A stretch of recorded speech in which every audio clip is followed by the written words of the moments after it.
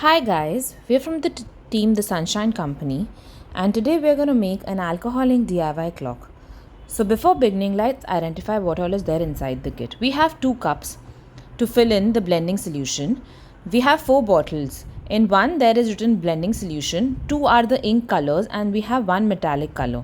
Can you see the blending solution? These 2 are the ink colors and there is 1 metallic color inside. So the blending solution is the most important one in the kit. These 2 colors are used, and then there is a metallic color which is either gold or silver. We have 3 bookmarks which are basically trial pieces. This is where you learn the art form primarily.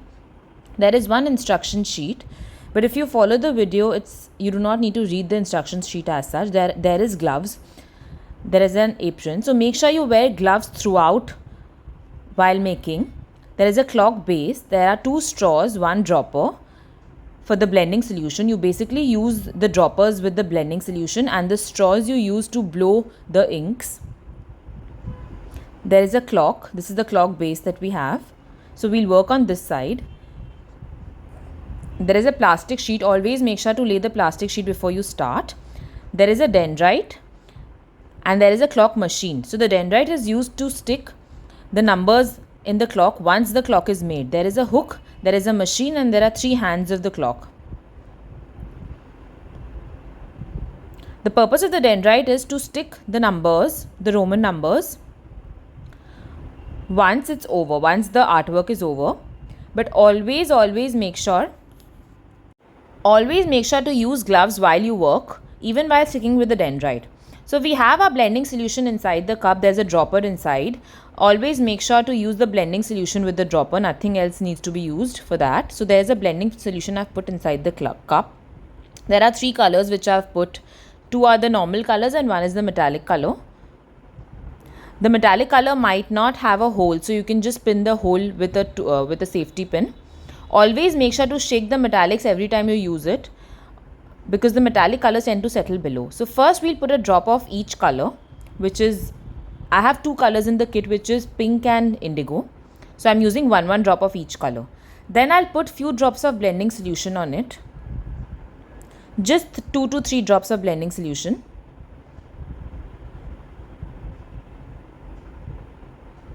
And then I'll blow it with a straw.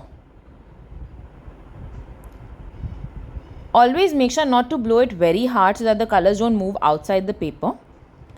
But I'm blowing it lightly. So 1 drop of blending solution with my left hand and I'm blowing with my right hand, so that I have both the mediums together. So 1 drop of ink, 2 drops of solution, and then I'm using my straw.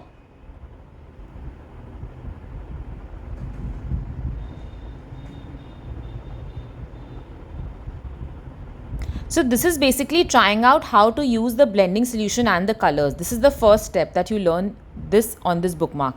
Try filling in everything, all the sides of the bookmark. Whichever is empty, you can just fill it.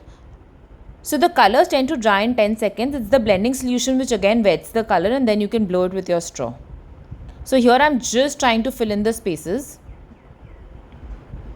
by putting in blending solution and the color, however I want it, however dark or light I want it to be.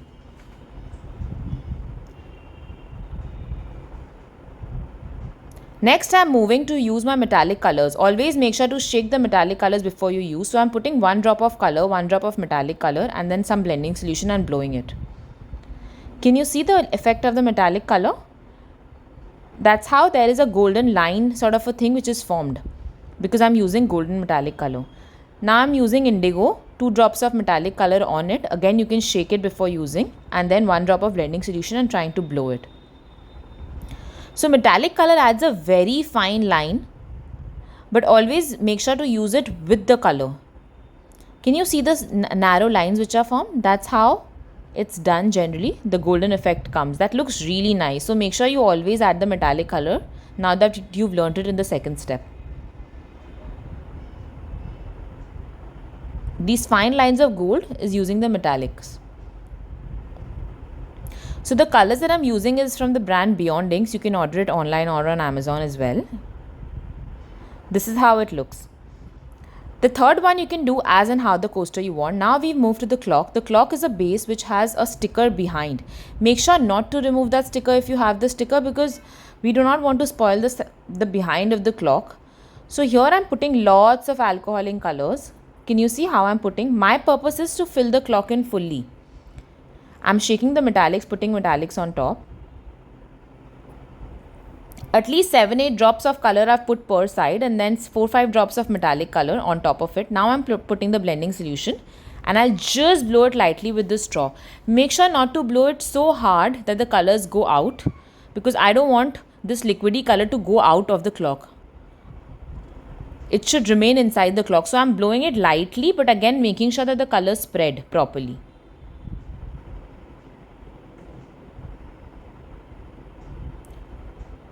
So generally in alcohol inks we use only 2 colors or maximum 3 colors.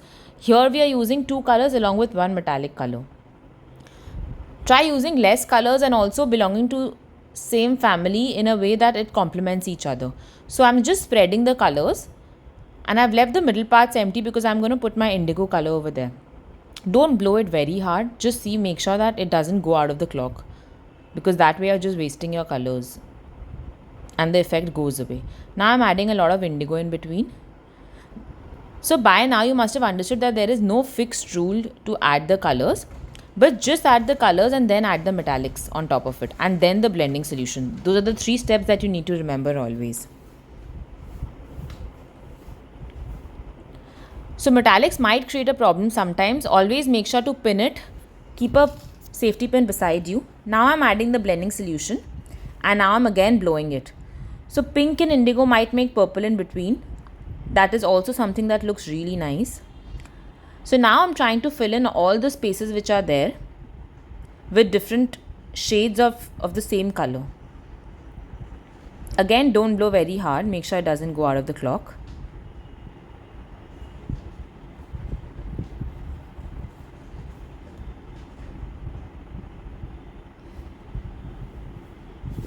So the brand details and all the guidelines are mentioned in the instruction sheet, just in case you need any reference for anything else. I'm just trying to fill in all the spaces with different colors in the kit and trying to fill in the white spaces. Try leaving no white spaces, because this is the technique which has no white spaces. If you like your clock like that, you can always let it be. This is how it's looking right now. Now I'll try to fill in all the white spaces, but if you want, I personally like all the white spaces to be filled. Otherwise, I choose a design in which there is a lot of white space. There are 2 types which can be created. Here I'm trying to create one without the white spaces. So this would take ideally 10 minutes to dry maximum. And as in how you're making alcohol inks, you must have realized that inks generally dry in 10 seconds. But then the parts where a lot of inks have been used take 10 minutes maximum to dry. So the clock will take 10 to 12 minutes maximum to dry properly. So here again, as you can see, there are some white spaces which I'm trying to fill in by putting either the blending solution or some more color, or both, as in how the case is. Always make sure to keep on adding the metallics. So that's how my clock looks right now. I'll give it 10 minutes to dry, and then I'll move to showing the Roman numbers. There are 3 hands. There is a machine. So the machine has a ring. Make sure whenever you use the clock, whenever you have to fix it, you have to open this golden ring. And I'm going to show you how to fix the clock also. So there is a dendrite also which is given. These are how you can leave white spaces in the clock, just in case you want. But make sure you plan well in advance. So now I'm going to move to showing you how to use the varnish, just in case you want to. It's not necessary for a clock. Make sure you use a Brustro varnish from 30 centimeters above. Only the brand Brustro works. 30 centimeters above, you do 1 layer of spray after 1 hour of the clock drying. And then you can move to sticking the hands. So there is a thing, you put this hook like this. There is a battery button which is there. Make sure that you put the hook exactly in this direction like I am putting. Otherwise it will not fix. So this hook is used to fix the clock on the wall. Then I'm putting the machine from behind, and then the gold ring comes on the top. This gold ring comes from the top. This is a very crucial part. Make sure that the ring is very, very tight. You can put the clock on the ground and try to tighten it, but this has to be extremely tight. Once this is very tight, you can see how this looks.